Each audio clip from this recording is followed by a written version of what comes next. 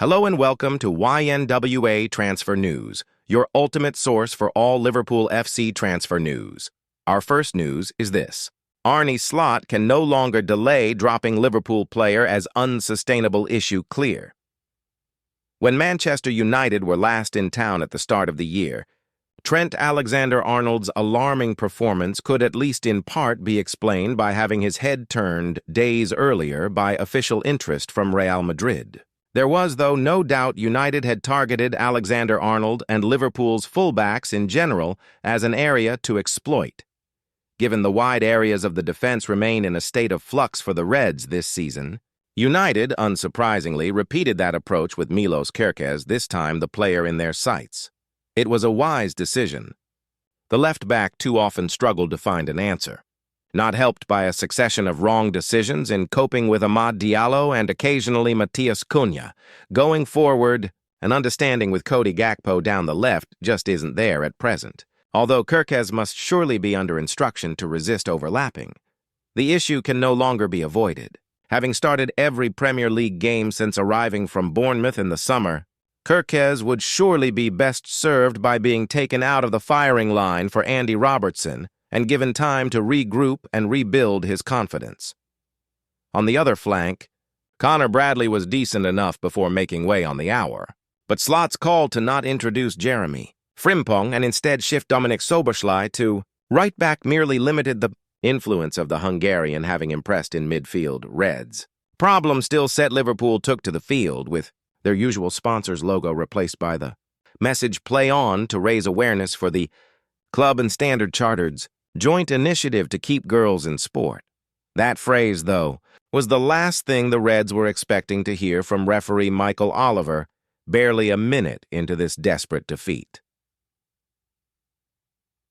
With Alexis Mack, Alistair prone on the turf after being accidentally caught on the back of the head by Virgil van Dijk's elbow, Anfield expected the play, as is customary for such injuries, to be halted, so there was a mixture of astonishment and anger when the game continued and Brian Mbeumo shot through a weak Georgi Mamardashvili attempt to save.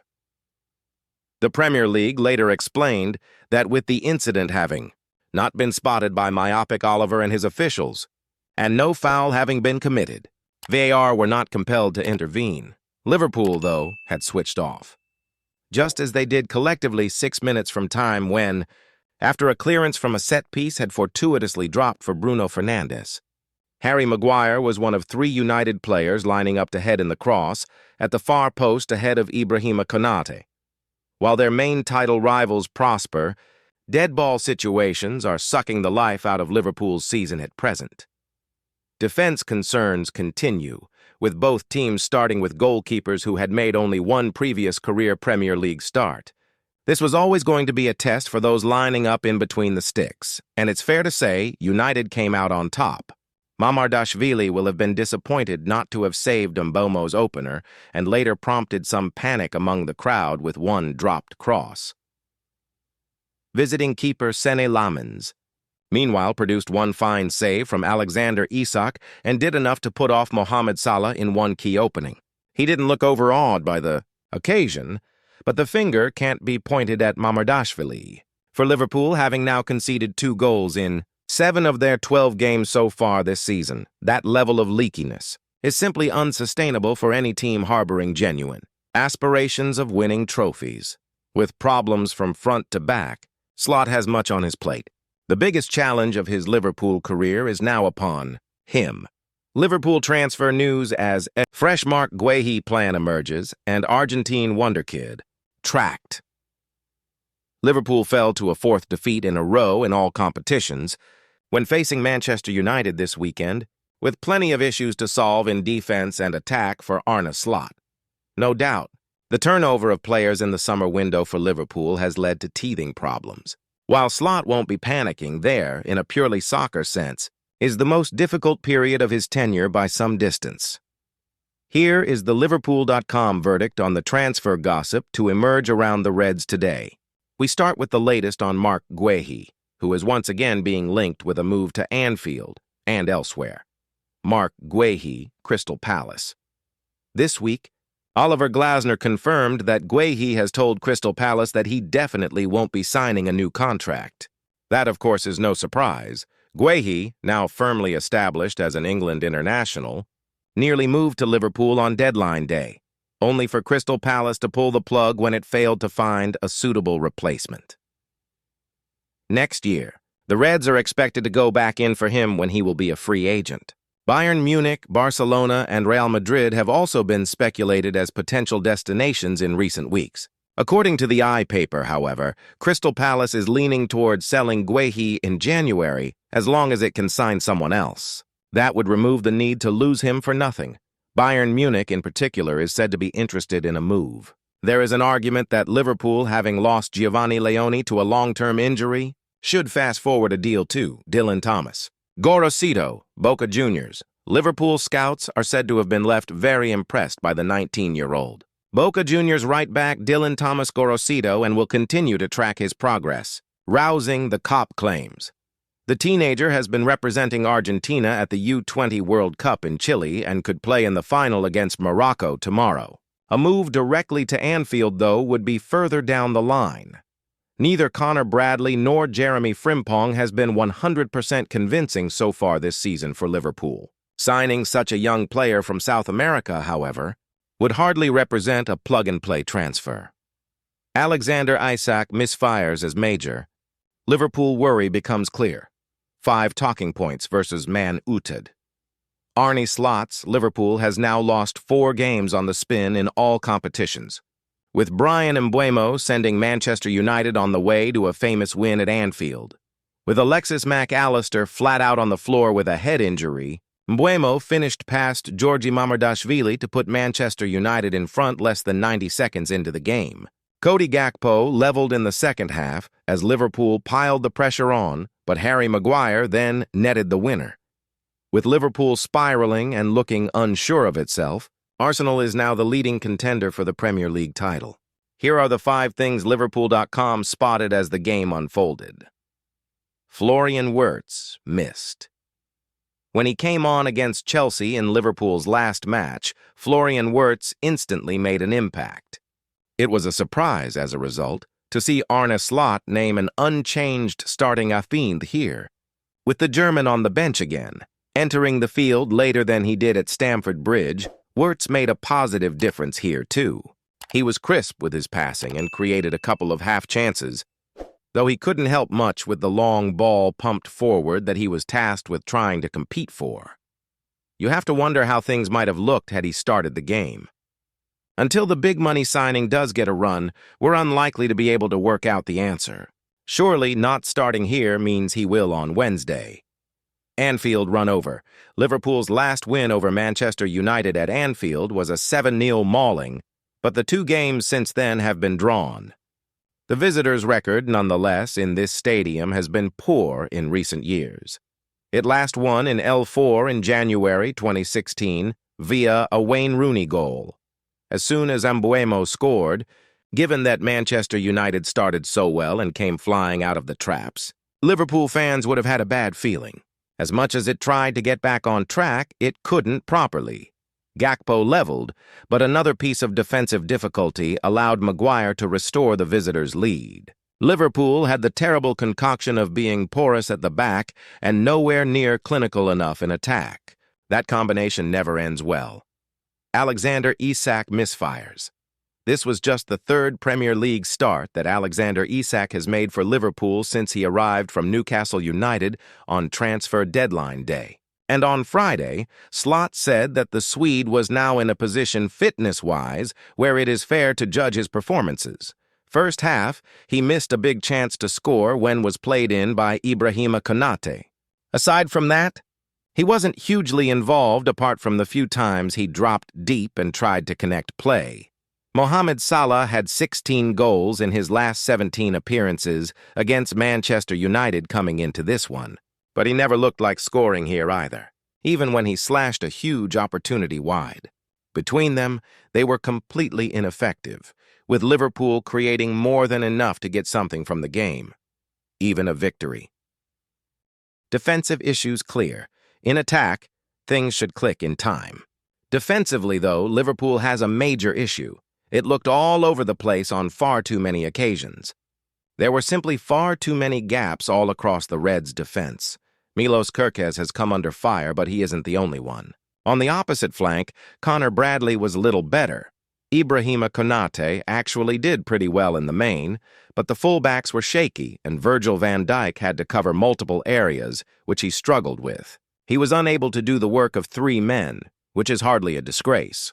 Arsenal's success might be built on scoring from set pieces, but Liverpool has to become more solid. If it doesn't, Mikel Arteta's men will soon establish themselves as clear title favorites because of that base.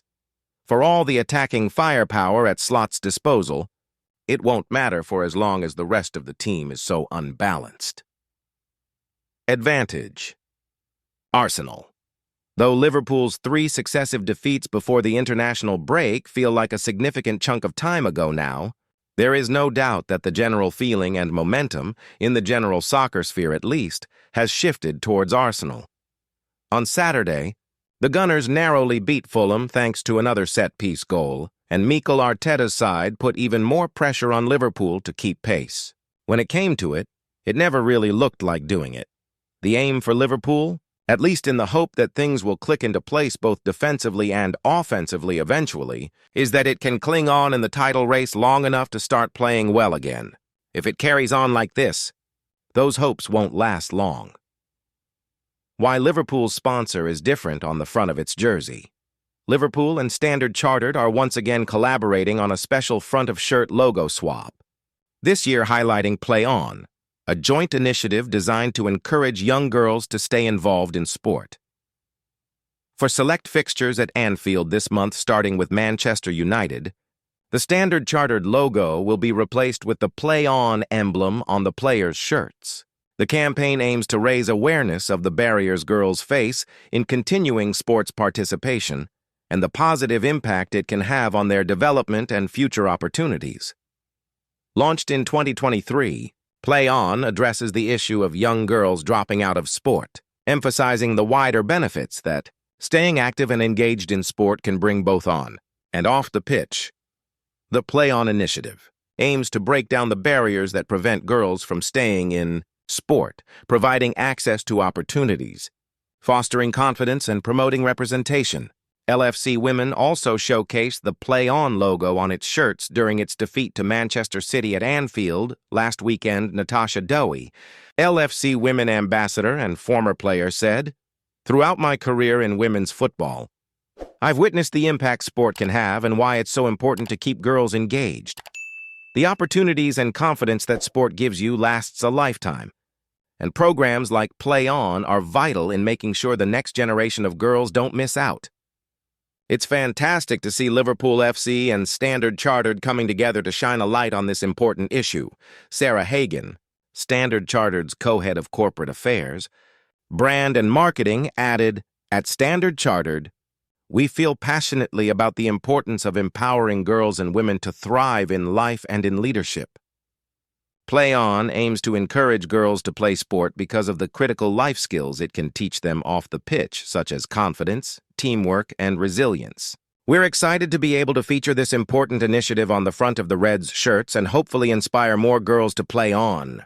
In the UK, over 1 million teenage girls stop playing sports for reasons such as peer pressure, limited access, or body image concerns, with dropout rates by age 14 twice as high as boys. Yet research shows that 94% of women in C-suite roles played sports, and 74% of female executives believe a sporting background helps accelerate a woman's career. Liverpool player ratings, winners and losers versus Man UT as Cody Gakpo better, but 5 struggle. Liverpool fell to a 4th successive defeat in all competitions. Losing to Manchester United at home for the first time in almost a decade, Brian Mbeumo opened the scoring in controversial circumstances after little more than a minute. Alexis McAllister was down with a head injury and play should have been stopped. And while Cody Gakpo hit the woodwork 3 times, Liverpool couldn't ever fully get back on track. Gakpo did level, but Harry Maguire then popped up with a header from a Bruno Fernandes cross. leaving Liverpool boss Arne Slot scratching his head. Once again, his side was defensively porous and far from clinical in attack. Winners no one from a Liverpool perspective can count themselves as a winner here, though the substitutes did make an impact. For Manchester United, this was a golden opportunity to earn a first win at Anfield since January 2016, which it took. Liverpool had more than enough chances to score but couldn't until relatively late on. Combine that lack of ruthlessness in the final third with being wide open at the back, and it was never going to end well. The Reds have now lost 4 times on the spin for the first time since November 2014.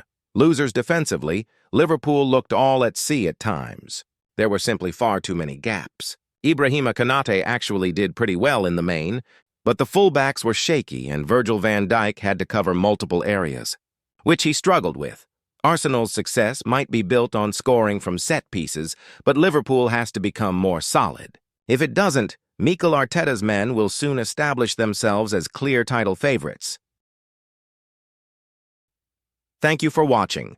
Like and comment, subscribe.